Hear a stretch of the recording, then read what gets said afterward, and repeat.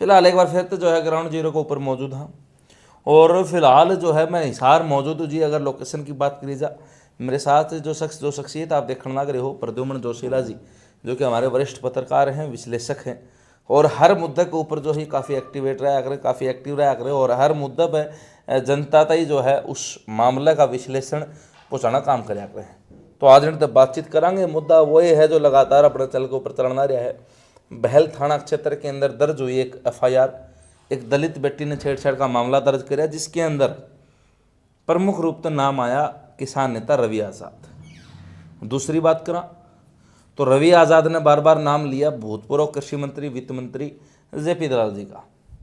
तो जो है ना प्रद्युम्न जोशीला जी के पास में आया हूँ, बातचीत करांगे इस पूरे मुद्दे के ऊपर कि के कुछ इन्होंने विश्लेषण कराया।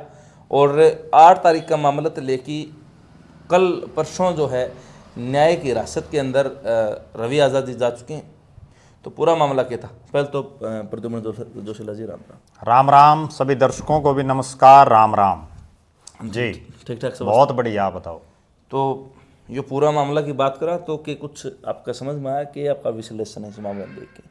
देखो, बिल्कुल सीधी और साफ स्पष्ट एक ही बात है जी कि कभी भी कोई शिकायत थाने में दर्ज हो जाए जी या कोई शिकायतकर्ता किसी की शिकायत करे जी तो उस मामले में जब जब भी कोई मीडिया ट्रायल हो जाता है या कोई पंचायतें या आदमी अपना शक्ति परीक्षण दिखाना शुरू कर देता है जी।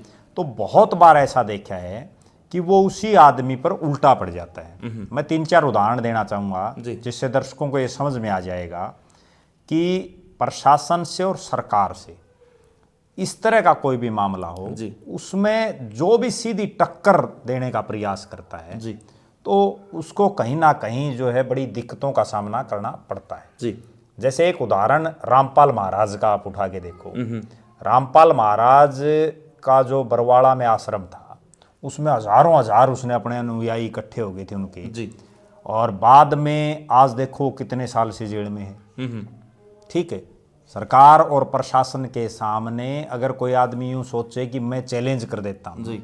तो कोई कितना ही बड़ा ताकतवर हो जो है लास्ट में उसको कानून के सामने जो है सरेंडर करना पड़ता है, नहीं तो कानून गिरफ्तार भी कर लेते हैं जी। कानूनन।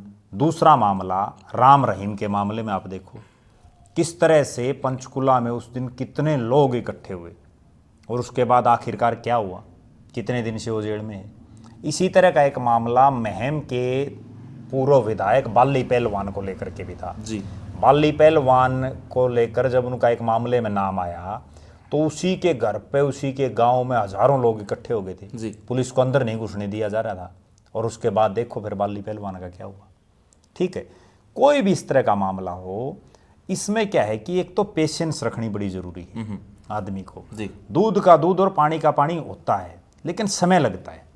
अच्छा, समस्या क्या होती है, जो आदमी राजनीतिक या सामाजिक क्षेत्र में एक्टिव हो या किसी भी अन्य क्षेत्र में एक्टिव हो जिसका अपना एक नाम हो गया और उसका जब इस तरह के किसी भी मामले में कोई नाम आ जाए किसी भी मामले में तो उसके बाद उसका दिमाग भी, मैं ये समझ रहा हूँ कि एकदम से जो है इस तरह का रिएक्शन देना शुरू कर देता है कि भाई वो ये समझता है खुद आदमी कि भाई मेरे साथ बहुत बड़ा जन सैलाब है और पता नहीं क्या कर दे। लेकिन हकीकत में होना क्या चाहिए, इस तरह के मामलों में आदमी को पेशेंस रख के और जो है जो सरकारी एजेंसीज हैं या पुलिस है प्रशासन है जो भी उसको बुलाए उनको जाकर के अपनी बात रखनी चाहिए।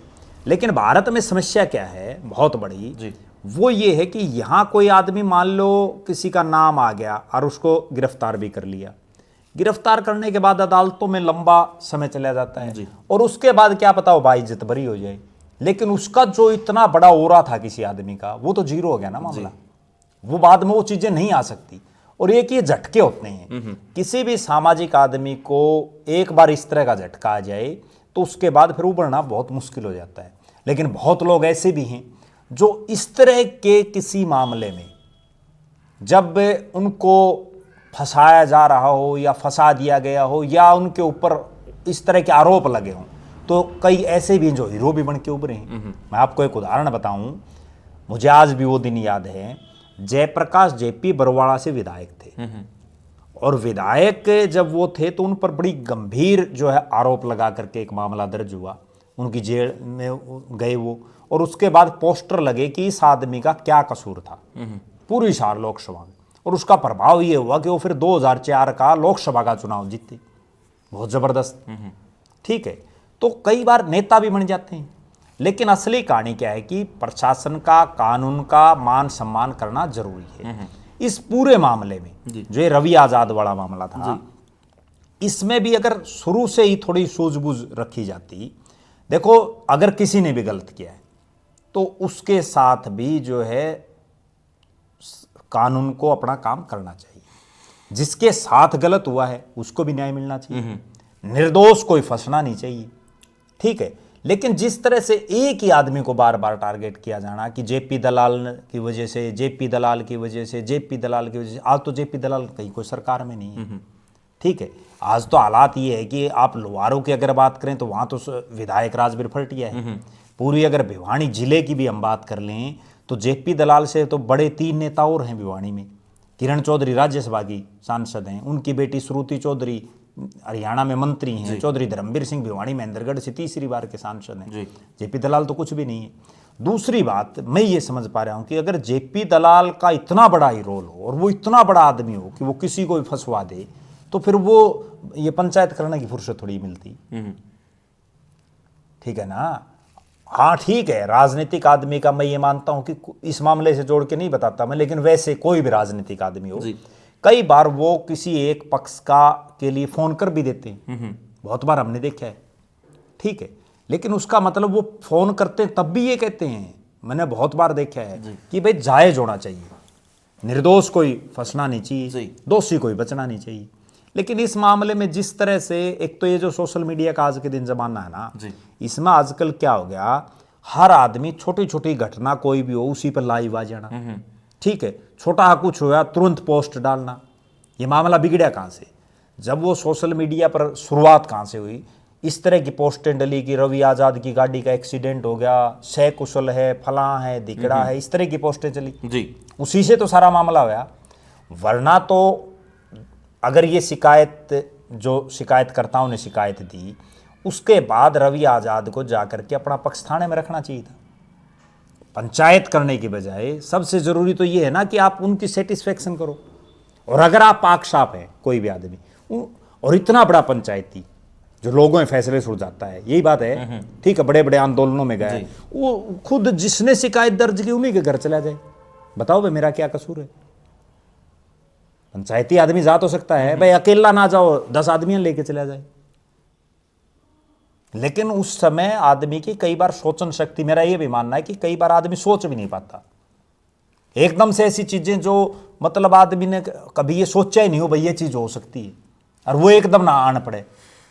जोशीला साहब, 8 तारीख का मामला जी, एफआईआर दर्ज जो है, एक तो है नो ने, जो पिकअप ड्राइवर था उसने करी, उसने बाद में अपनी एफआईआर वापस ले ली। फिर मुकदमा दर्ज हो 12 तारीख ने, तो बीच में 3-4 दिन का मौका था, तो उस दौरान जो आपको वह चीज पॉसिबल थी कि नहीं? पंचायत, जो पंचायत बाद में की, पंचायतियों का क्या काम होता है? असली काम पंचायतियों का यह है कि सुलझाना, न्याय देना। ठीक है, गलत किसी के साथ ना हो। लेकिन आज समस्या क्या हो रही है, आज बहुत जगह हम देखते हैं, मैं भी बहुत सी पंचायतों में चला जाता हूँ, पंचायती भी जो उसको बुलाता है ना, बहुत ऐसे पंचायती उसी का पक्ष लेते हैं, हक की बात कोई करता ही नहीं। तो उड़त तो इसीलिए लोगों का पंचायतों से विश्वास उठना शुरू हो गया। अब वो तो देखो, सतगामा पंचायत थी, शोरान खाप उड़े थी, सांगवान खाप के प्रधान उड़े थे, चौडूणी साहब आ रहे थे, इतने बड़े बड़े दिग्गज नेता उस पंचायत में शामिल थे, और उनका फैसला मतलब पूर्णतः ये था कि भाई रवि आजाद 100% निर्दोष है इस मामले में। तो आप कितना इत्तेफाक उस बात तरह? देखो ऐसा है, वो निर्दोष है नहीं है, पहली बात तो जो है ना, कानून अदालत ये बताएगी कि भाई वो निर्दोष है नहीं है। ठीक है, वो तो दर्ज हो चुका है, अब वो जो न्यायिक हिरासत में चला गया। पंचायती कितने किलकी मारे जाओ, किम में फैसला सुना दो। आप जिन लोगों ने वो फैसला सुनाया, क्या उन्होंने उस दूसरे पक्ष से बात करी जिन्होंने मुकदमा दर्ज करा? क्या उन्होंने पंचायती फैसला सुनाने से पहले जिन पुलिस वालों ने वो मुकदमा दर्ज कराया, जो इसका आईओ जो इन्वेस्टिगेशन कर रहा है, उनसे कोई बात करी? भाई आप बताओ भाई इसमें कोई है क्या इन्वॉल्वमेंट? कम से कम एक ही पक्ष की एक आदमी जो सरेआम ये कह रहा है भाई मैं निर्दोष हूं, कह रहे हैं, आंसू भी बहा रहे हैं। जी कोई भी आदमी खुद ये कभी नहीं कहता लगभग कि भाई मन ने यू कांड कर दिया, नहीं कहता ना शुरू पहले झटके में। हर आदमी ये कहता कोई कितना ही बड़ा चोर हो, कोई कितना ही बड़ा कोई कुछ भी हो, तो एकदम तो कोई नहीं मानता। अब मान लो उन्होंने ये कहा कि भाई मैं निर्दोष हूं, लेकिन पंचायतियों का भी तो ये फर्ज है ना कि वो उसकी तहकीकात में तो जाते। एक मामला जो इतने दिन से चल रहा, पुलिस उसकी इन्वेस्टिगेशन कर रही, वो जब किसी उस पर नहीं पहुंच पाई और पंचायतियों ने तुरंत 1 मिनट में कर दिया। मतलब 1 मिनट तो नहीं कहेंगे हम भाई, वो जो है जितनी देर पंचायत चली उसमें कर दिया फैसला, ठीक है ना। पे सोचना चाहिए।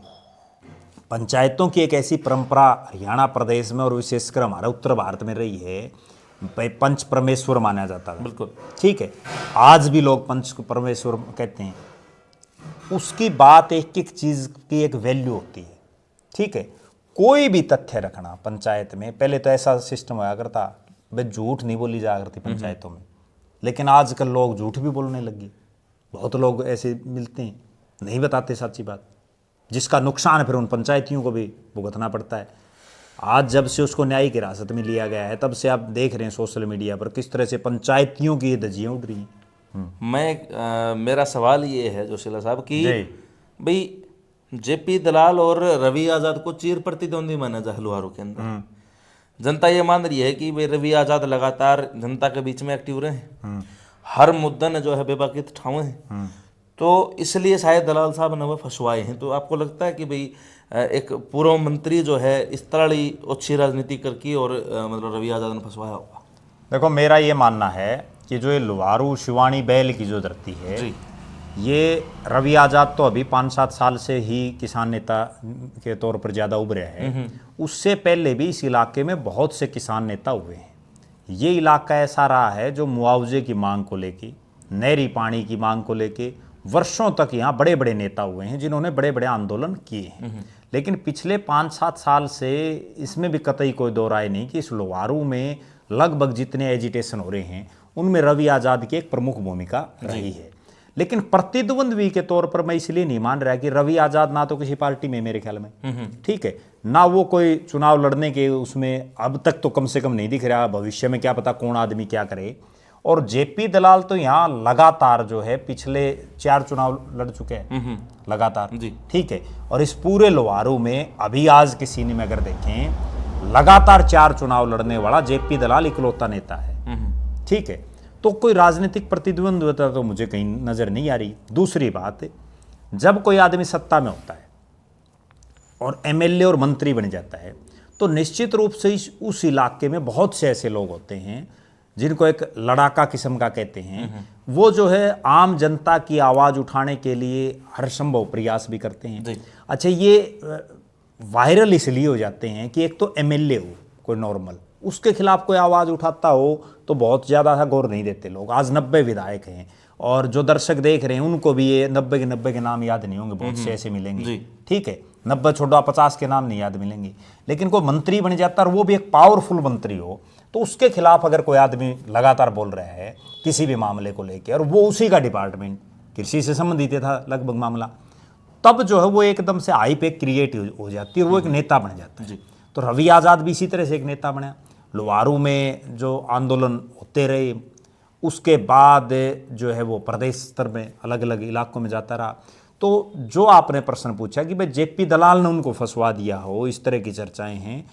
मेरा निजी रूप से ये मानना है कि कोई भी शख्स जो राजनीति करता है और जो आज किसी पद पर नहीं हो, भाई उसको भी शायद संभवतः इतनी बड़ी ताकत उसके पास नहीं होती कि वो किसी आदमी को यूं ही किसी को फंसवा दे।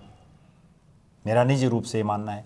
और अगर वो फंसवाने वाली पे आ जाए, भाई वो इतना ही ताकतवर है, जैसे रवि आज़ाद भी बार बार बोल रहा है, उसके समर्थक भी बहुत बोल रहे हैं, अगर वो इतना ताकतवर है कि वो फंसवा सकता है तो फिर वो ये पंचायत और इससे पहले जो धाराएं इस मामले में लगी हुई हैं उसमें तो तुरंत गिरफ्तारी है। ये पंचायतें नहीं होने देते। इतने दिन लाइव आने का और पत्रकारों को इंटरव्यू देने का समय थोड़ी मिलता। सोचने की बात है, ये बहुत गंभीर, ठीक है। दूसरी तरफ रवि आजाद और जेपी दलाल का मेरे ख्याल में कोई बिजनेस पार्टनर भी नहीं होंगे जी। ठीक है, कोई आपस में इनकी राजनीति में भी कोई वो नहीं होगी। वो अपने आंदोलन लड़ रहा है, वो अपनी राजनीति कर रहा है। मेरा तो निजी रूप से ये मानना है कि सही तो जेपी दलाल बता सकता है या रवि आजाद बता सकता है या वो पुलिस वाले बता सकते हैं जो इन्वेस्टिगेशन कर रहे हैं। भाई एक चीज़ और है ना जोशीला साहब, भाई उस महापंचायत के अंदर एक इंसिडेंट और हुआ था, आपको याद होगा, जो एक लुगाई और एक आदमी के बीच में होया। तो उसके बाद में भी यह बात कही गई, रवि आजाद ने भी यह बात कही, जो किलका था उसने, भाई साहब ने भी यह बात कही, भैया जेपी दलाल की बेजोड़ी है। तो क्या इस तरह की चीज़ भी पंचायत में? देखो आपको एक बात बताता हूँ। पहली बात तो कोई भी पंचायत हो उसमें जो आदमी आता है उसमें एक तो यूं नहीं है भाई कोई यूं नोटेड हो भाई ये आदमी पंचायत में आएंगे। वो तो जब सतगामा की पंचायत थी और उसमें सतगामा से बाहर के भी बहुत लोग थे, ठीक है ना। दूसरी बात, वो जो महिला आई हुई थी और जो वीडियो वायरल है उसमें बिल्कुल स्पष्ट चीज़ दिख रही है कि वो ओका पीने के लिए जो है आंगन बढ़ा है और उस टाइम पर उनका आपस में विवाद हो, वो तुरंत भी समाधान हो सकता था उसी समय। सिर्फ इतना ही तो कहना था भाई कोई बात नहीं, उन पंचायतिया ने वह ओका पियो था, होगी बे गलती, ठीक है। उस महिला को भी मेरा ये मानना है कि एकदम से इतना उत्तेजित नहीं होना चाहिए था। मतलब जिस ढंग से वो एकदम से हुई ना जी, तुरंत, और बहुत ज्यादा फिर वो एपिसोड हुआ, उसकी तो किसी ने सुनी ही नहीं। सुननी तो उसकी भी चाहिए थी। असली पंचायती कौन होते हैं? एक बहुत बड़ी बात मैं बताऊं, जो आदमी इतने गंभीर आरोप लगा रखेंगे किसी शिकायतकर्ता ने और उसका फैसला करने के लिए बैठे हैं, वो पंचायती ये जो एक महिला का और जो एक पूर्व जिला पार्षद सुरेंद्र किलका, उनका जो ये आपस में था मामला, इसी का फैसला नहीं करवा पाए वहां। उसके बाद मैं सुन रहा था उन्होंने क्या बोला, भाई इसकी जो एफआईआर कटवाना, यही बोले ना जी। वहां तो एफआईआर कटवाने की बात कर रहे हैं और वहां जिस शख्स ने एफआईआर, जिन्होंने एफआईआर कटवा रखी है, उसमें वो पंचायती खुद फैसला दे रहे हैं। आपस में अंतर्द्वंद्व है ना दोनों बातों में। अगर वो इतने बड़े पंचायती थे, पहले तो वो उस मामले का जो पंचायत में उसी का कर लेते जी। अच्छा, एक बात और है, बार बार जेपी दलाल ने भेज रखे, जेपी दलाल ने भेज रखे, जेपी दलाल ने, इस तरह की बातें चल रही हैं। भाई जेपी दलाल इतना कितना बड़ा आदमी हो गया, ये पंचायती जेपी दलाल तभी तो पूछ सकते हैं, ये नहीं पूछ सकते। अगर ये वास्तव में पंचायती हैं और वास्तव में ये न्याय दिलाना चाहते हैं, ये जेपी दलाल से सीधी बात क्यों नहीं करते? ये दलाल साहब आपके ऊपर ये उंगली उठ रही हैं, आप बताओ। अपना आप दूध का दूध, पानी का पानी हो जाएगा। मतलब कोई भी चीज हो जाए। अब वो उस महिला को भी बोला जेपी दलाल ने भेज दिया। अगर उस पंचायत में 10 आदमी और मान लो बोल पड़ते, को प्रश्न पूछ लेते, तो क्या वो भी जेपी दलाल ने भेज रखे थे? मैंने जो शुरू में एक बात कही कि पंचायतियों का आज के दिन सिस्टम ये हो गया, जो जिसको बुलाता ना लगभग उसी के पक्ष में बोलते हैं, क्रॉस क्वेश्चन तो कोई करता ही नहीं। जबकि होना ये चाहिए कि वो न्याय की मूर्ति हैं एक तरह से, ठीक है ना, उनको हक की बात रखनी चाहिए। और उन पंचायतियों को भाई बाद में करांगे, बाकी तो पहले तो ये जो मामला है इसी को देखेंगे। वो एक महिला बैठी है, वो जिस ढंग से वो ओका पी रहा है उसमें स्पष्ट दिख रहा है, ठीक है। दोनों को उस मामले में अपना अपना स्पष्टीकरण वहीं लेना चाहिए था। क्यों नहीं उसकी बात सुनी? वो महिला भी तो यूं बोल रही है, भाई मेरी बात सुनो, क्यों नहीं सुनी उसकी? पंचायतियों को पहले तो उस पंचायत में जो आ रहे हैं उसमें थोड़ा बहुत तो सोचना चाहिए। हाँ, मैं ये भी मानता हूं कि वो पंचायत इस मामले को लेकर के थी, लेकिन जब इस मामले को पंचायत हो रही है और कोई नया एपिसोड उसी पंचायत के अंदर ही हो गया, तो उसमें 10 मिनट उनकी भी सुन लेते।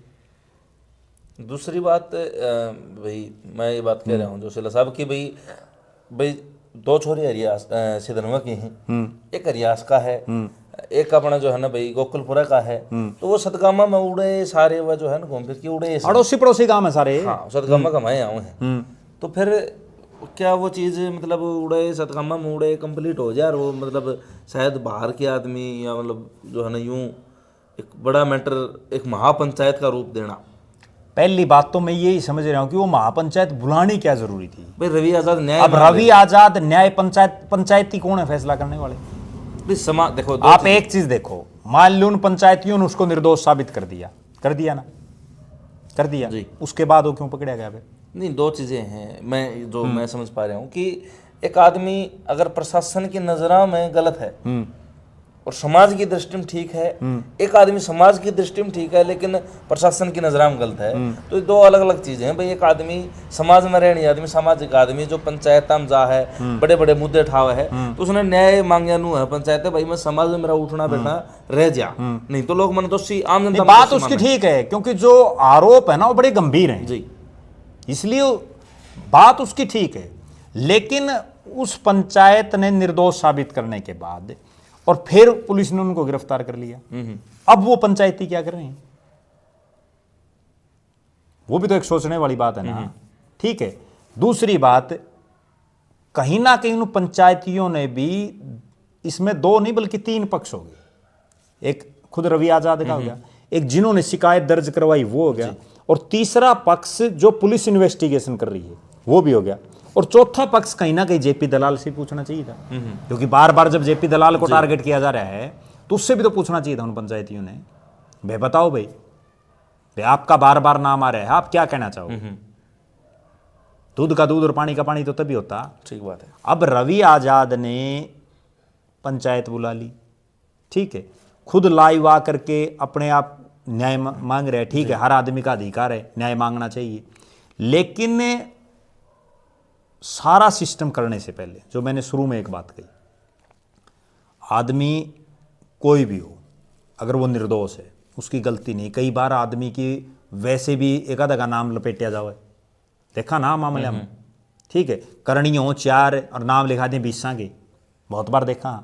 उसमें क्या होता है, जो निर्दोष है वो 5, 10, 20 पंचायतियाँ ने लेके अगले घर जाओगा, या किसी बिचले तीसरा आदमी का बुला लिया अगले ने, बताओ भाई मेरा क्या कसूर है? वह बात आपकी ठीक है, लेकिन एक मामला, एक चीज और जो इसमें एक दूसरी विचारधारा ले वहाँ, तो भाई कहीं ना कहीं के बार उसका नु मन डर हो रवि आजाद के भाई, तो अगर अगला घर ही जागा तीसरा बिचला आदमी का चले जाए भाई, आप मान लो थर्ड पर्सन का बुला लिया, तो भाई तर्क करे यो केस दर्ज हो जाए या चोरी वाले नू कहने लग जाए हमारे ऊपर दबाव गिरे है, हमारे गरीब मतलब जो है सामाजिक रूप से दबाव गिरे, तो वो चीज भी तो सोचनी नहीं। बात आपकी ठीक है, अगर दूसरे एंगल से देखा आप जो बोल रहे हो वह भी ठीक है।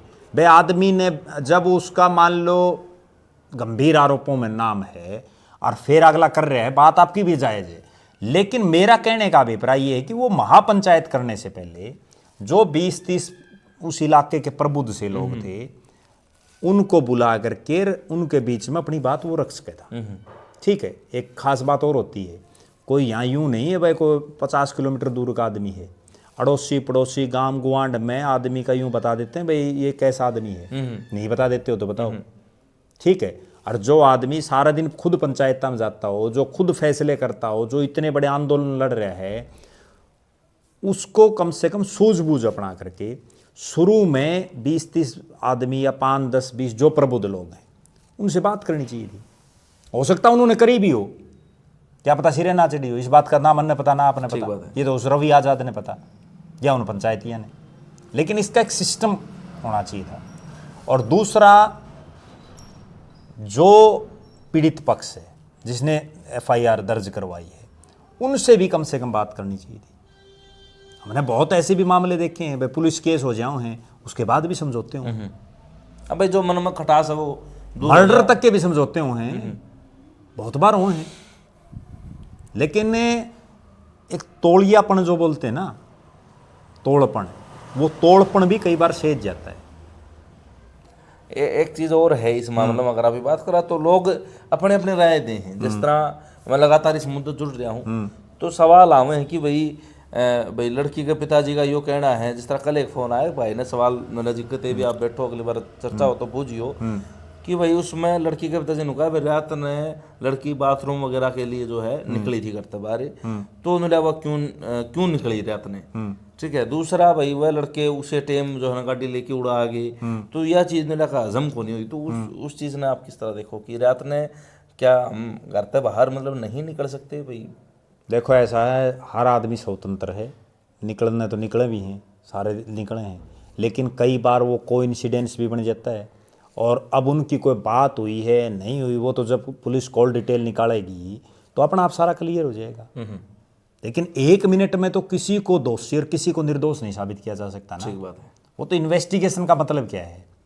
इन्वेस्टिगेशन का मतलब तो यही है ना, वो जांच तो करेंगे भाई उनके आपस में कोई बात हो रही है, वो आपस में सहमति है नहीं है, वो तो पुलिस जब इन्वेस्टिगेशन करेगी तभी पता चलेगा। और जब पुलिस इन्वेस्टिगेशन करेगी उसके बाद जब मामला अदालत में जाएगा तो फिर अदालत फैसला करेगी, उससे पहले तो कोई कुछ कह ही नहीं सकता।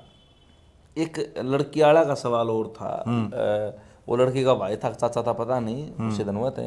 तो उसने कही थी भाई हमारा पंचायत में, महापंचायत में हमारी पहचान उजागर करी गई, उसको एक्ट लाग रहा है, नाबालिग लड़की, कुंवारी लड़की, तो उस पर भी उनकी जो है एक नकारात्मक प्रतिक्रिया। नहीं करनी चाहिए पहचान उजागर, वो तो नेचुरल बात है, वो तो कर भी नहीं सकते, नहीं करनी चाहिए। लेकिन समस्या तो वही हो रही है ना कि जो चीज़ एकदम से जो तावड़ेपन में सारा सिस्टम कराया है, ठीक है, कई बार उस समय आदमी का दिमाग नहीं काम करता, हो सकता उनकी मनसा ना आ रही हो, लेकिन फिर भी बोल पड़ते हैं। अब जैसे पंचायतों में एक सिस्टम होता है, भाई आपस में जब एक आदमी बोलता है तो दूसरा कोई नहीं बोलना चाहिए, होता है ना। लेकिन बहुत बार हम ये देखते हैं कि कई आदमी जो उतावड़ेपन वाले होते हैं, वो कोई बोल रहा है फिर बीच में बोल पड़े, उसको कई बार दबड़का भी जाता है पंचायतों में, भाई तू मत बोल, तना पेरा नहीं है। पंचायतों में ताड़ी बजा दी जाती है, बजा दी जाती ना, किलकी मार देते हैं कई बार, जबकि वो नहीं होनी चाहिए। तो कई बार कई चीज़ें ऐसी हैं जो आदमी ना चाहते हुए भी हो जाती हैं। एक चिट्ठी पढ़ने वाला भी जिक्र आया, आप भी एक खाप में शामिल हो, दून को था आपका, तो एक वकील साहब थे, वो बोले भाई चिट्ठी पढ़ी जाया कर पंचायत में, तो ये थोड़ा आउट ऑफ सिलेबस चीज थी, तो इसके बारे में नहीं, इसमें कई बातें हो रही है। पहली बात तो ये है कि भाई अगर ये सतगामा की ये पंचायत थी तो फिर इसमें सतगामा के लोग होने चाहिए थे, अगर पंचायत ही सतगामा की थी, ठीक है। भाई बाहर के हम देख रहे हैं, भाई गुरनाम सिंह चढ़ूनी बताओ कौन सी सतगामा में है, ये सोमवीर सांगवान जो फैसला सुना रहे थे वो कौन सी सतगामा में है, विकास सिस्सर है वो कौन सी सतगामा में है, नहीं है ना, ठीक है। दूसरी बात, अगर वो सतगामा से और आगे बढ़ के, ठीक है, बावनी या कोई पूरी लुहारू हल्के की अलग अलग, क्योंकि आजकल खापें भी इसी हो रही हैं कि खापा भी कई की चौधरी हो रही हैं, एक एक खाप में 2-2 4-4 पे प्रधान हो रहे हैं, इसे भी सिस्टम हो रहे हैं। वो पहले परंपरा अब नहीं रही है, तो परंपरा समय के अनुसार बदलती रहती हैं। अब इसमें ये अब तक समझ ही नहीं आ रहा कि भाई ये पंचायत वास्तव में अगर सतगामा की थी तो ये दूसरे लोग कैसे थे, ठीक है। अगर ये सब की सामूहिक थी तो फिर उसमें अलग मामला हो गया, फिर और लोग भी क्यों नहीं बुलाए, या ये लोग जो आए हुए थे ये बिना बुलाए भी आ रहे थे। कई बार पंचायत में वैसे भी आ जाते हैं लोग देखने के लिए, फिर उन्होंने ठीक भाई बैठ जाओ। अब एक आदमपुर का है कोई, वो एक दिन मेरे को मिल गया, आदमपुर के आसपास एक गांव का, वो भी जा रहा था, बताओ भाई वो सतगामा में कहाँ है, ठीक है ना। फिर माँ भाई किस लिए जा रहा था, वो मेरे को कुदरती मिल गया, बड़ा एक प्रतिष्ठित आदमी है, बोले भाई मेरे तो बोले रवि आज़ाद के साथ बोले जानकारी थी तो मैं तो इसलिए चला गया। अब ऐसे भी बहुत लोग होते हैं, क्योंकि एक वो उत्सुकता थी ना भाई, पता नहीं क्या होगा, ठीक बात है, उस उत्सुकता में चले गए। अब वो जो चिट्ठी पाड़ने वाली और बहुत चीज़ें ऐसी हैं जो परंपराएं लगातार बदलती जा रही हैं। बहुत से तो ऐसे हैं जो नए नए पंचायती बन रहे हैं, उन्हें ये पता ही नहीं ये पंचायती परंपरा की है, बहुत लोग हैं ऐसे। और अब पंचायती भी ऐसे होगी, वो भी एक पक्ष को सुन के फैसला दे देते हैं बहुत बार। एसपी साहब का बयान आपने सुना होगा, पिछले दिनों आया, गिरफ्तारी तो पहले आ गया था भाई, जो है ना भाई सबूतों के साथ छेड़छाड़ का जिक्र एसपी साहब ने कराया, बहुत सारी बातें बताई और फिर उन्होंने ढकने की मतलब कि जो है कोशिश करी एसपी साहब ने। तो क्या समझ में आया आपका उनका जो बयान था कि भाई जो सबूतों के साथ छेड़छाड़ करी है, किसी ने भी छोड़ा को नहीं, तो क्या एक वो सिर्फ एक सांत्वना देना था या रियलिटी में कुछ ऐसा? देखो ऐसा है, पुलिस कोई भी काम करती है, और ये तो क्योंकि एक बहुत हाई प्रोफाइल मामला हो गया, अगर ये कोई एक आम और साधारण मामला होता ना तो एसपी प्रेस कॉन्फ्रेंस ही नहीं करता, ठीक है। लेकिन एक हाई प्रोफाइल मामला बन गया, और जब सत्ताधारी पार्टी से जुड़े हुए एक नेता का सीधे तौर पर नाम लिया जाना, ठीक है, उस नेता के समर्थकों द्वारा भी जो है बहुत सी बयानबाजी सोशल मीडिया पर चल रही है। ठीक है, बहुत क्रिटिकल कोई मामला हो जाए ना तो उसमें ही एसपी प्रेस कॉन्फ्रेंस करता है, और उसमें जिस ढंग से उन्होंने बातों को रखा, पुलिस के पास भी देखो कल कोर्ट में जाएंगी, मान लो ठीक है गिरफ्तार कर लिया 1 मिनट के लिए, कल कोर्ट में मामला जाना है, जब जाएगा तो पुलिस को वहाँ भी तो एविडेंस रखने पड़ेंगे। अगर वो एविडेंस नहीं रख पाई पुलिस वहाँ, तो फिर रवि आज़ाद के पक्ष में चला जाएगा मामला और फिर पुलिस को दिक्कत हो जाएगी जी।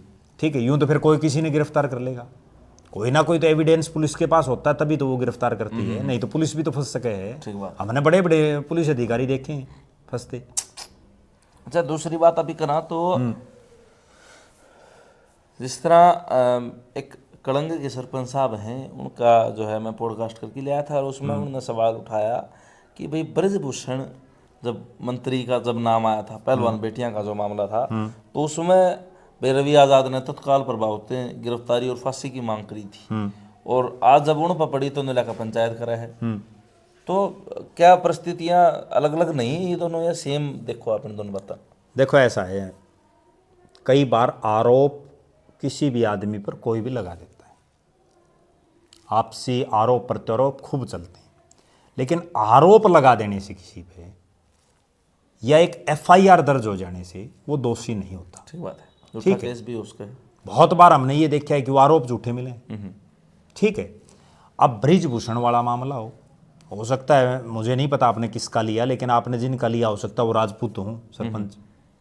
ठीक है, और कई बार इसको जातीय एंगल दे देते हैं आदमी। मेरा तो ये मानना है कि जब ब्रिजभूषण वाला वो मामला था, आज वो कहाँ स्टैंड कर रहे हैं? उस मामले में कितनी छवि खराब हुई ब्रिजभूषण की, हुई ना जी। ठीक है, बहुत बार ऐसा देखते हैं हमें कि कोई एक आरोप लगा करके चला जाता आदमी, और उसके बाद उसको पूरी जिंदगी उसका दर्द भुगतना पड़ता उन आरोपों का। सरकार को जो आदमी कोई झूठे आरोप लगाए, कानून व्यवस्था ऐसा मतलब दंडनीय अपराध, बहुत भयंकर अपराध की श्रेणी में यह चीज़ आनी चाहिए, यूँ तो फिर कोई किसी पर लगा देगा। अब ब्रिजभूषण वाले में मान लो ये फांसी की मांग कर रहे थे या गिरफ्तार करने की कर रहे थे, तो यहाँ भी तो रवि आज़ाद को ये कहना चाहिए था स्पष्ट तौर पर, भाई पंचायत तो बाद की बात है, पहले अगर पुलिस इंक्वायरी करना चाहती तो करे मेरे से, मैं पंचायतियों को भी बताऊंगा कि भाई मैं निर्दोष हूं, और मैं पुलिस में भी बताऊंगा कि मैं निर्दोष हूं।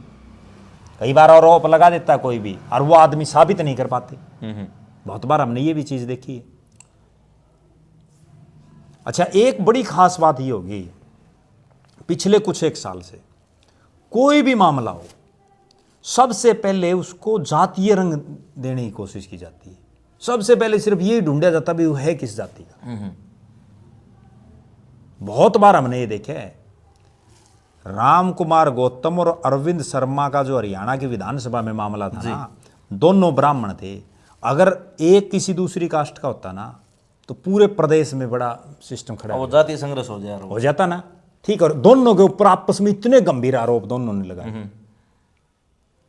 तो जातीय जो ये सिस्टम है ना, इसको तोड़ने की जरूरत है। अच्छा, एक और जो समाज के प्रबुद्ध लोग हैं, कोई किसी भी जाति का हो, उन सबको इस मामले में आगे आना चाहिए। भाई क्या पता निर्भाग किसके पैदा हो जाए, पता थोड़ी चले है किस जाति में आ जाए, अपा बस का जापा बस का थोड़ी है। बिल्कुल, तो कोई सारा देश का ठेका लेना जरूरी थोड़ी है। आज के दिन तो अपना अपना ठेका आ जाए, वो बहुत बड़ी बात है। अच्छा, समाज के ठेकेदार 1 मिनट में बन जाते हैं लोग। एक चीज और बताओ जोशीला साहब, आप दोनों उन्हें बिरादरियां के हैं जिनकी मैं बात करूंगा, आप जाट हो मैं ब्राह्मण हूं। दादा गौतम ने एक बयान दिया पीछे, भाई बटे चूरमा खा हलवा खा, वो आपने सुना होगा। उसके बाद में जो जाट समाज है, जो जाट बिरादरी, उसने बड़ा जो है ना मतलब इस चीज की खिलाफत करी, और दादा गौतम ने माफी मांगनी पड़ी। उसके बाद में कुछ किसान नेता जो आपकी बिरादरी के हैं, उन्होंने ये चीजें बोली कि भाई ब्राह्मण भारी डीएनए है। तो क्या वो चीजें, वो बयान ठीक थे या गलत थे? देखो, पहली बात तो ये है, जो राम कुमार गौतम ने बयान दिया, उसने ना तो किसी जाति का नाम लिया, ना किसी आदमी का लिया, किसी का नहीं लिया। ठीक है, एक विधायक और तीसरी बार का विधायक है, उनको अपने शब्दों पर अंकुश लगाने की जरूरत है। भाई अगर बुजुर्ग है और उसका लोग मान सम्मान करते हैं तो इसका मतलब यूं थोड़ी है जो मुंह में आ गया वो कह दिया, नहीं कहना चाहिए। उसके बाद वो बयान एक राम कुमार गौतम का था, जाटों ने उसको अपने पे ले लिया, सीधी बात मैं बताता हूँ। उसने तो नाम लिया ही नहीं, उसने तो ना जाटा लिया ना किसी आदमी का लिया, लेकिन जाटों ने उसको अपने पर ले लिया, बहुत से जाटों ने, और बयानबाजी शुरू होगी। अब वो सीधा ब्राह्मणों को टारगेट करने लगे कई, भाई ब्राह्मण का उसमें क्या कसूर है? बयान देने वाला तो एक राम कुमार गौतम है, या क्या पूरे ब्राह्मण समाज का उसी पे ठेका है? जैसे पूरा ब्राह्मण समाज राम कुमार गौतम है। और जो ये लोग बोल रहे हैं जाट समाज के भी, कोई भी हो, क्या उन्होंने पूरे जाट समाज का ठेका उठा लिया?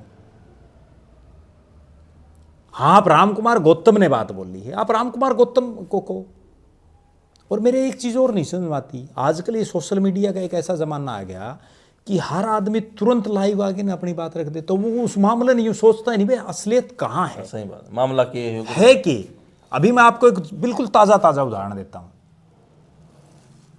कैथल जिले के एक गांव में अभी जो है गुरु ब्रह्मानंद जयंती मनाई, और मुख्यमंत्री उसमें चीफ गेस्ट। सोशल मीडिया पे 2 दिन खूब धुम्मा उठा रहा है, रोड समाज के जो सिरमौर हैं चौधरी बलकार सिंह जो प्रधान, उसको बुला लिया, खूब चले मामला। और अभी एक नया पोस्टर आ रहा है, अरविंदर कल्याण के घर पे गए हुए हैं बलकार सिंह, जिस अरविंदर कल्याण का बिना नाम लिए वो उसी पर कटाक्ष है वो एक तरह से, क्योंकि अरविंदर कल्याण ही सारा लीड कर रहा था मामले को। ठीक है, अब बताओ उन बिचले ही कह रही। कल ने मान लो अब राम कुमार गौतम ने माफी भी मांग ली, ठीक है, और हाँ मैं ये भी मानता हूं कि बहुत बार ऐसा राम कुमार गौतम इस तरह की बयानबाजी देते रहते हैं जो गलत है, नहीं देनी चाहिए। आदमी बुजुर्ग हो जाए तो अपनी जुबान पर कंट्रोल कर ले, इंटरव्यू देनी जरूरी थोड़ी है, या माइक पे भाषण देना जरूरी थोड़ी है, नहीं है ना। लेकिन वो इसलिए कि भाई वो भी एक थोड़ा पब्लिक में लोग यूँ सोचा हाँ भाई राम कुमार गौतम राजनीतिक रूप से जिंदा है अभी, ठीक है। लेकिन ये जो ब्राह्मणों को टारगेट कर रहे हैं, मैं गलत मान रहा हूँ इस मामले में, क्योंकि कोई ब्राह्मणों ने थोड़ी कोई बात कही है भाई, दोषी हर एक है। समाज में कोई भी जाति या किसी भी आदमी का अपनी एक जाति से काम नहीं चलता, सब आपस में भाईचारा है। आपस में किसने बेरा है? आप एक बात बताओ, आप अपने नाम के पीछे शर्मा ना लगाओ, कितने के लोग आपको पिछाड़ेंगे भाई शर्मा है? ठीक बात है, बता दो मैंने। अगर यही राम कुमार गौतम के बजाय राम कुमार नारनोंदिया लिखना शुरू कर दे,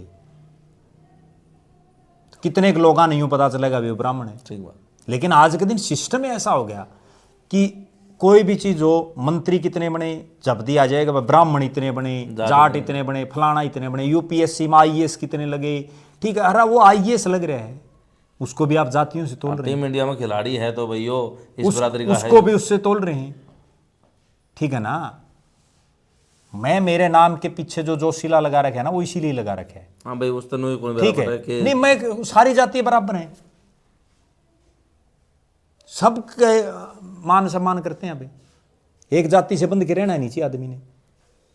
लेकिन कुछ एक लोग हैं, बहुत ज्यादा भी नहीं है, लेकिन वो दरअसल क्या है कि आपसी तूल दे देते हैं बातों को। उसने बोल दिया, फिर वो एक कोई सरपंच बोल रहा है ब्राह्मण, फिर कोई और बोल रहा है बोला मैं श्राप दे देता हूँ। बता भाई कौन सा महाराज है तू श्राप देने? सही बात है, ठीक है ना। नू तो कोई किसी ने दे देगा रोज।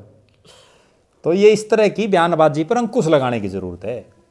जातीय रंग की आपने बात करी कि भाई जात के ऊपर ले जाए, तो इस मामले में भी मामला 2 बिरादरियां पे, मतलब लोग सोशल मीडिया के ऊपर ये चीज लिखने लगे हैं भाई, दलित बेटी और रवि आजाद ने जाट बताने लगे लोग। अब 2 चीजें हैं जी, मैं मानता हूँ कि बेटी सब किसान जी, भाण बेटी सबकी बराबर हुआ, किसी ब्राह्मण की, जाट की या दलित की नहीं होती। और रवि आजाद जो है वो किसान नेता है, और किसान 36 बिरादरी है। तो जो किसान हो गया, जो जमींदारा करे है, तो अगर आप और मैं दोनों जमींदारा करा तो आप जाट और मैं ब्राह्मण की तरह, दोनों किसान है, तो एक बिरादरी होगी अपनी। लोग क्या करने लगे, अब इसमें भी एक चीज है कि बीजेपी यह चीज करवाना रही है, क्योंकि मुख्य तौर पर अभी देखा तो बीजेपी का 2 बिरादरी मुख्य तौर पर खिलाफ से, जाट और दलित। मैं मुख्य तौर पर बात करूँ तो चमार समाज जो अपना है, तो लोग नो कहे भाई बीजेपी यह चीज करवाना रहा है ताकि चमार और जाट बिरादरी दोनों आम सहमी हो गया, और आने वाले चुनाव में बीजेपी का इस चीज का बेनिफिट मिला है। आपका क्या कहना है? लोग कहने लग रहे ना यह बात, तो वो लोग ये समझ क्यों नहीं रहे? लोग इस चीज़ ने समझ भी तो सके हैं। अगर बीजेपी ये करवा रही है तो समझ क्यों नहीं रहे? आपको मैं एक उदाहरण देता हूँ जी। उससे आपको समझ में आ जाएगी।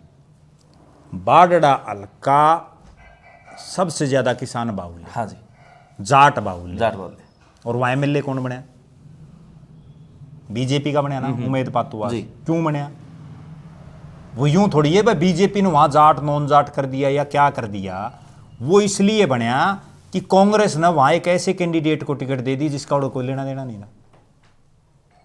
गलती कांग्रेस की भी है ना, उस चीज को कोई नहीं देख रहा जी। अब जाट नॉन जाट की जो बात चल रही है, आपको मैं एक उदाहरण दूं जिससे समझ में आ जाएगी भाई किस ढंग से एंगल घुमाया जा रहा है। अमित शाह केंद्रीय गृह मंत्री का अग्रवा में एक कार्यक्रम, और जब भी कोई इतने बड़े नेता का कार्यक्रम होता है तो बाकायदा ये कुर्सियां फिक्स होती हैं, कौन कौन बैठेगा बिल्कुल स्टेज पे। वहां रणधीर पनियार जो नलवा का विधायक है बीजेपी का, वो भी जाट समाज से है, उसकी कुर्सी थी नहीं स्टेज पे, लेकिन वो चढ़ गया।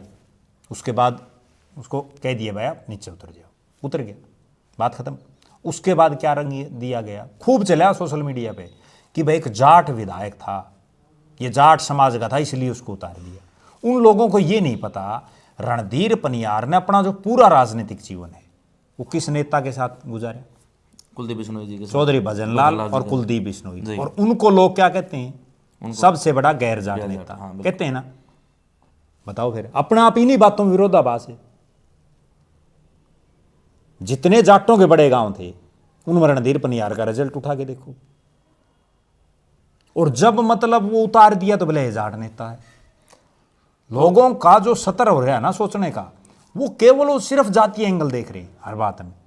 अब मान लो एक मिनट के लिए कि ये जो पूरा मामला था, इसमें ये जो 2-3-4 जिनके भी नाम आ रहे हैं, इनमें अगर कोई इन्हीं की किसी कास्ट का होता तो फिर हर आदमी तुरंत जातीय रंग ढूंढ रहा है, कोई भी मामला हो। हाँ, अब ये सारे एक बिरादरी के निकल आए जितने भी हैं इस मामले में। चलो जो भी निकले आए, मतलब कोई भी मामला हो, अगर उसमें दोनों पक्ष एक ही उसके हों तो फिर क्या हो? फिर कोई कभी भी जातीय रंग नहीं देना चाहिए। गलती जिसने करी वो भुगतेगा, बात खत्म। वो किसी भी जाति का हो, जो दोषी उसको सजा मिलनी चाहिए, निर्दोष है उसको भीतर नहीं रखना चाहिए। अच्छा, एक चीज और है जो शिष्यर जो भाई साहब बोले थे, क्या नाम बताया आपने उनका? विकास शिष्यर जी। हाँ जी, विकास शिष्यर जी ने महापंचायत में एक बात धरी, भाई छोरे ले जाए किकर दौरा बूझ लो, कोई नई पुरानी बात हो खत्म। तो क्या ये एक एंगल बनता है इस चीज का कि यह पहली बार यह चीज हुई है? देखो ऐसा, उन पंचायत में जो उन्होंने बात कही, बात उनकी जायज़ थी, इसमें कतई कोई दो राय नहीं। पंचायतियों का हक भी बनता है वो तो। अब वो आदमी बेचारा सिस्सर से चल के उड़ उन के बरा उनके घर के ना जाने है ना जाने, वो तो वो जो उस एरिए के लोग हैं उनके घर के हैं, माँ बाप हैं, वो ही तो उनका पेटा भरेंगे। पेटा भरना मतलब क्यों है? पेटा भरना का यही तो मतलब हो भाई पहले तो हमें पता कर लो पक्की बात और फिर बता दो पंचायत ने, ठीक बात है। तभी तो कोई आमी की मैं सोच रही हूँ अंदर कोई और बात हो। लेकिन मैंने एक बात आपको पहले बताई ना, कोई भी किसी तरह का कोई मामला हो, जो आदमी ने कुछ कर रखा वो 1 मिनट में कोई हानि नहीं बरता। जल्दबाजी में कोई भी फैसला करना अपने आप में जो है ठीक नहीं है सिस्टम। तो मतलब आपने कहना चाहो थोड़ा हाँ डिले करना चाहिए था, थोड़ा इस बात में एक शांति बरतनी चाहिए थी रवि आजाद ने। और मैं ये कहना चाह रहा हूं कि सारे पक्षों से बात करनी चाहिए थी, सबसे बात करके ही तो कोई निष्कर्ष निकलता है, ठीक है ना। रवि आजाद ने भी, आप एक बात बताओ, 1 मिनट में उसने ठीक है खुद ने ये कहा कि भाई मैं निर्दोष हूं, नहीं समाज ने क्लीन चिट खूब पत्रकारों को भी उसने कहा, जी। ठीक है। समाज ने क्लीन चिट देने से पहले तो उसने अपना आपको भी दे रखी थी।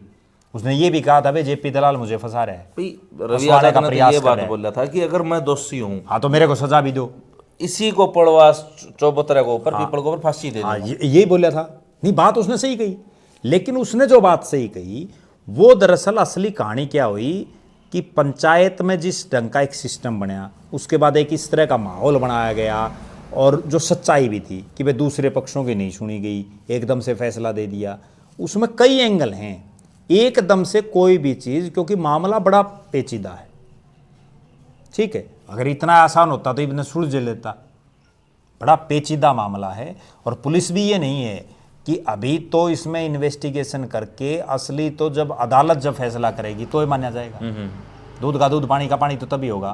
भाई रवि आजाद का तो जोशीला साहब एक बात कहनी है, भाई मेरी तो गलती इतनी सक मैंने गाड़ी दे दी, नो मान लो भाई, भरी पंचायत में यह बात कही, भाई मेरी तो कमियां मान लो, मैंने गाड़ी दे दी तो गाड़ी, और भाई जो है ना चटूनी साहब ने भी यह बात कही, भाई गाड़ी तो साधन है, सामान है। नहीं, बहुत लोग ले जाऊं आपस में मांग के, बहुत लोग ले जाऊं हैं भाई, गाड़ी साधन किसी के है तो अड़ोसी पड़ोसी या कोई यारा प्यारा मांग ले जाता है। अब कई बार मना भी नहीं किया जाता, ऐसे हालात बन और जाते वो हैं। तो 24 घंटे दौड़ रहनी है बालक, मतलब दौरे रहनी है भी बालक से ना भी दौरे रहनी हो, कोई अड़ोसी पड़ोसी ये कह दे, या कोई, कई बार हम ये देखते हैं, आपको एक बात बताऊँ, रोड से गुजर रहे हैं, कोई अनजान आदमी भी हाथ कर ले, भाई मैंने बिठा ले, तो आदमी उसको चले रहे बिठा ले, ठीक है, और के रखी आफत हो बढ़ जाती है ना। सामाजिक रूप तक करने पड़े हैं चीज, लेकिन करने ही पड़े हैं सामाजिक रूप से भी। और समाज में सिस्टम ही ऐसा हो गया भाई, कौन आदमी नहीं करता। अब ये जितने जो कोई लोग इस चीज पे प्रश्न उठा रहे हों, भाई गाड़ी नहीं देनी चाहिए थी, उन्होंने या उनके परिवार में क्या किसी आदमी ने किसी दूसरे आदमी की कभी कोई मदद नहीं ली? कभी ना कभी तो ली मिलेगी ना। लेकिन इसमें असली कहानी क्या है, गाड़ी दी ना दी वो एक अलग मामला है। गाड़ी ठीक है, कोई मांग ले गया हो, लेकिन उसमें जो मालिक जिसके नाम गाड़ी है ना, उसका भी नाम तो आए जाओ।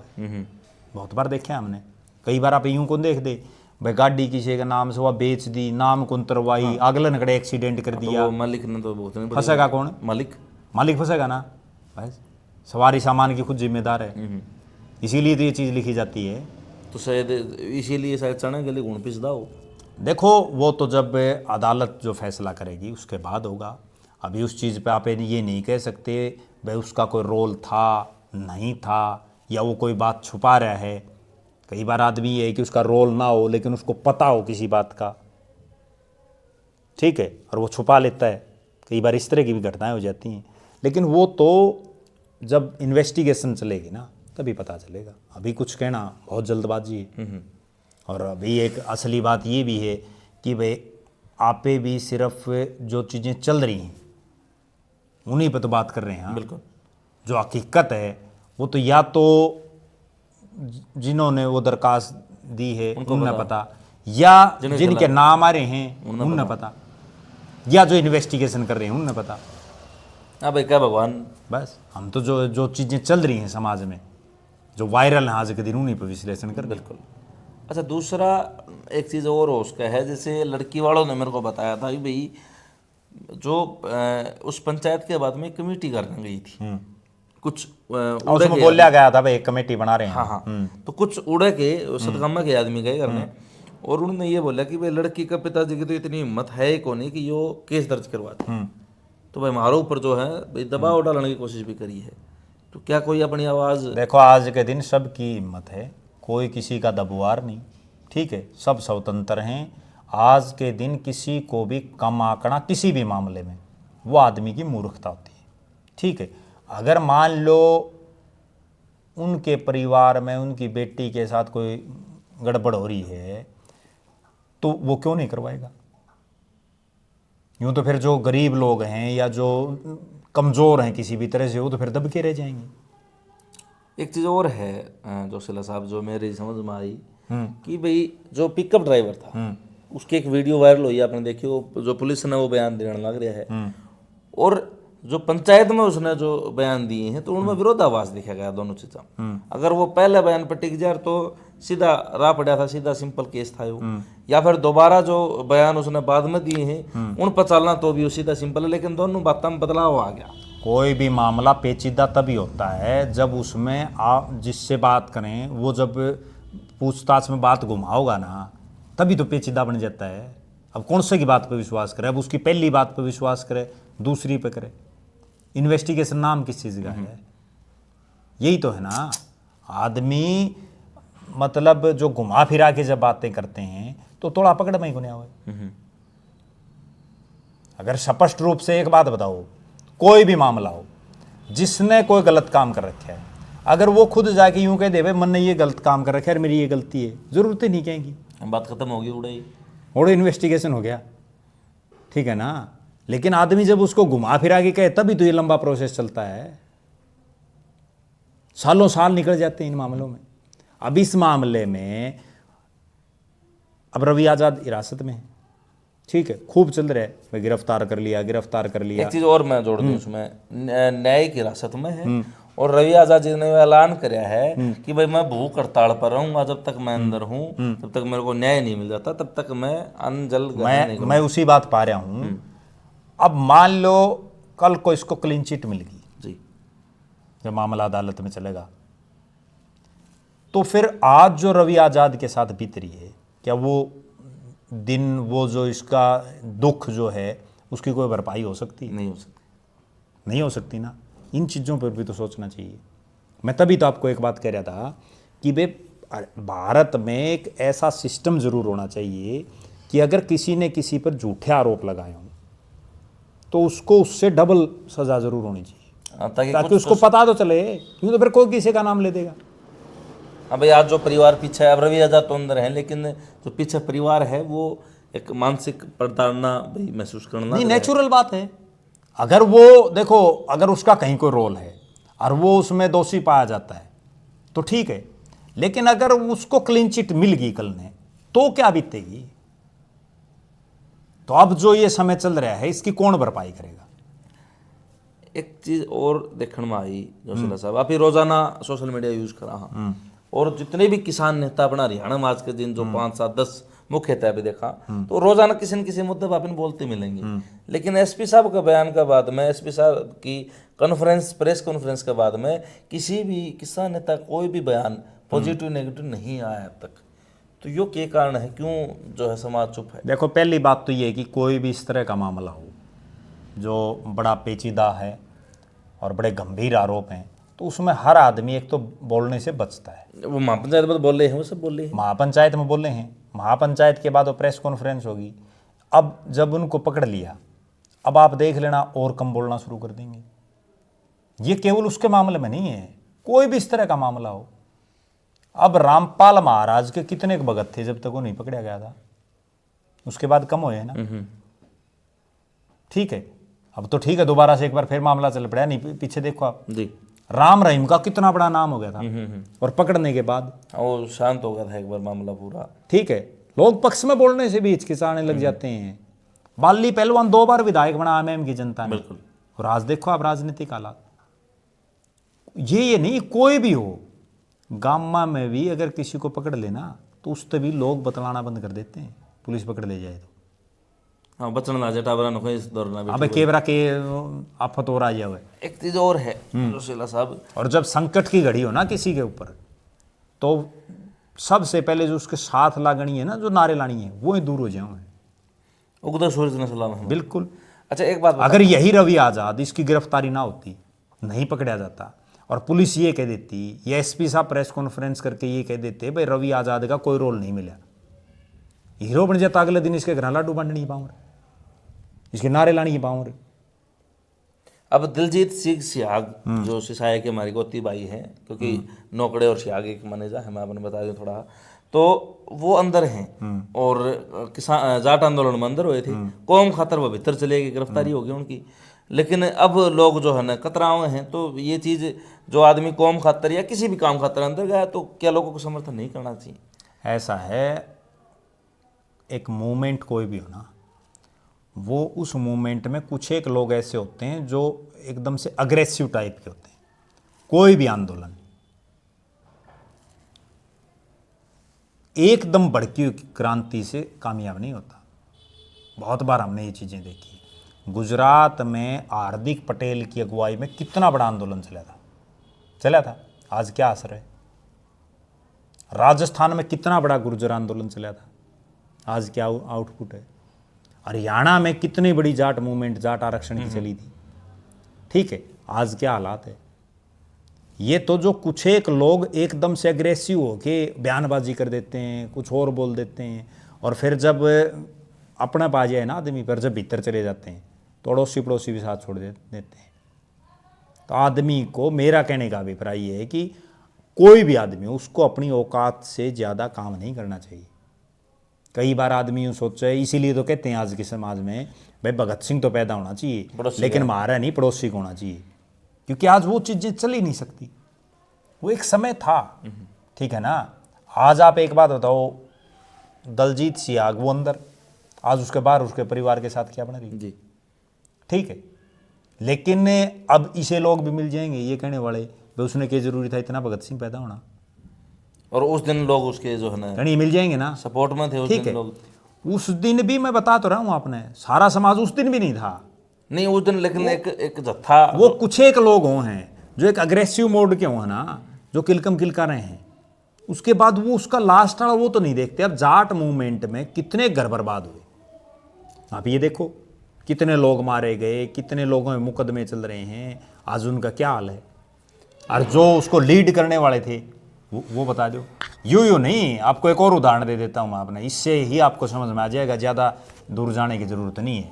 मेरे खुद के गांव कंवारी में जब ओम प्रकाश चौटाला हरियाणा के मुख्यमंत्री थे, इंडियन नेशनल लोकदल का राज था, एक बहुत बड़ा पानी की मांग को लेकर आंदोलन चला, ठीक है।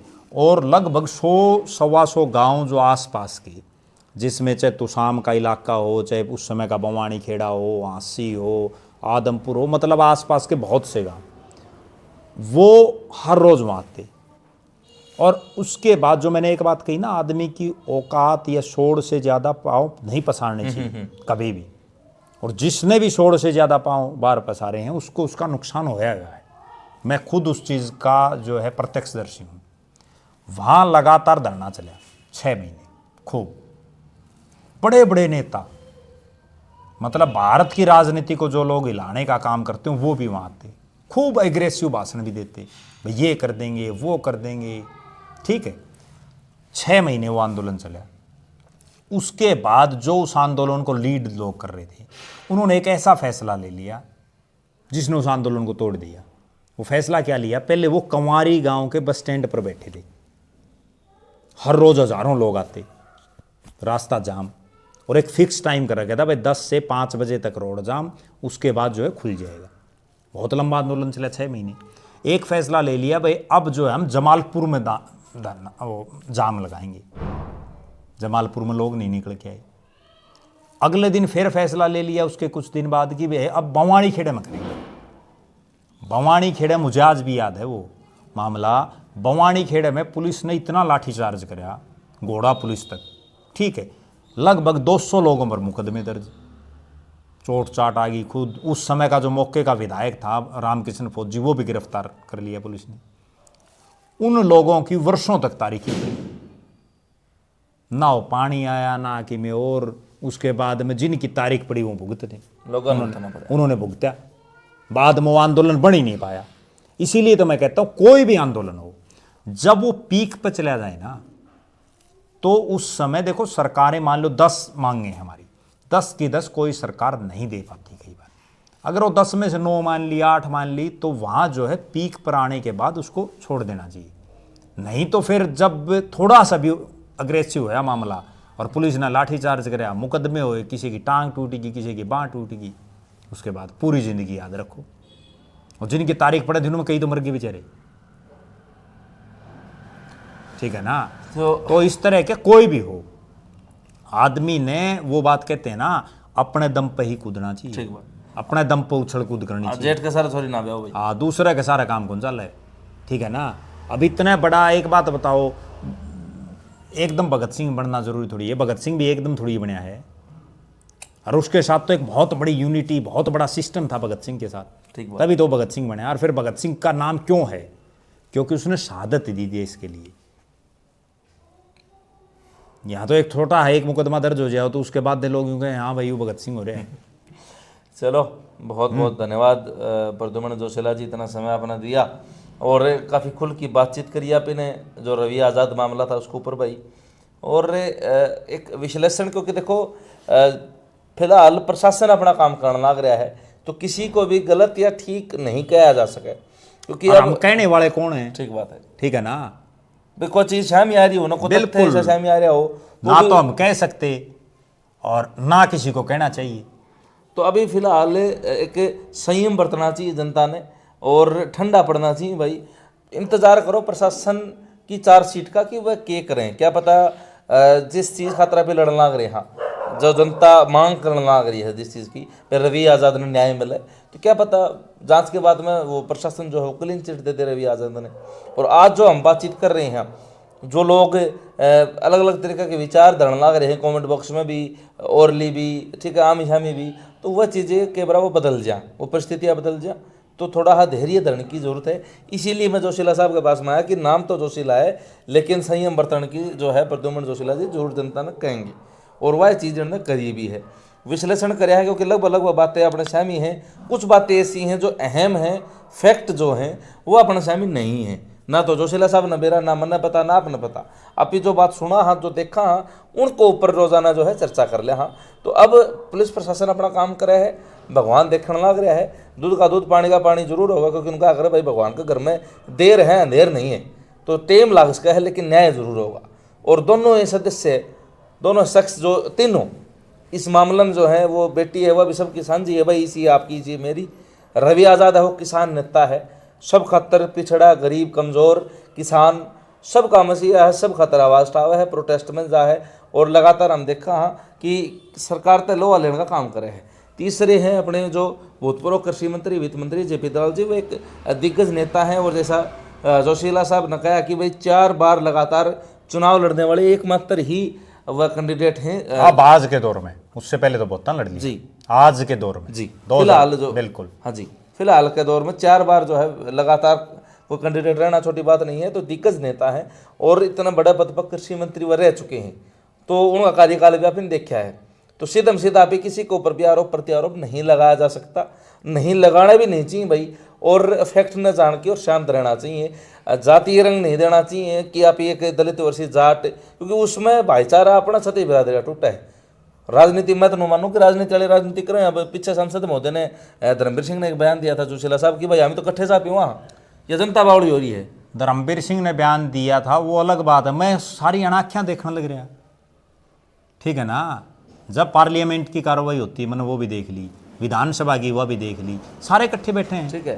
तो आप ही क्यों बावड़े हो इस चीज़ के बारे में, ठीक है ना।